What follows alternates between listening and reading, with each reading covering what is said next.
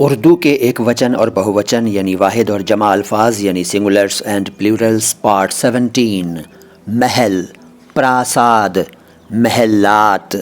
हिदायत, निर्देश, मार्गदर्शन, हिदायात।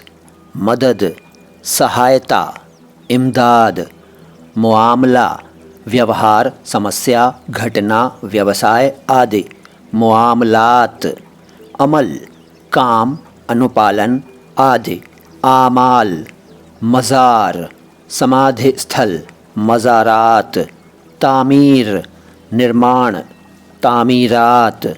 एज़ाज़ या एज़ाज़, सम्मान, एज़ाज़ात या एज़ाज़ात। ईजाद, आविष्कार, ईजादात। ताल्लुक़, संबंध, ताल्लुक़ात।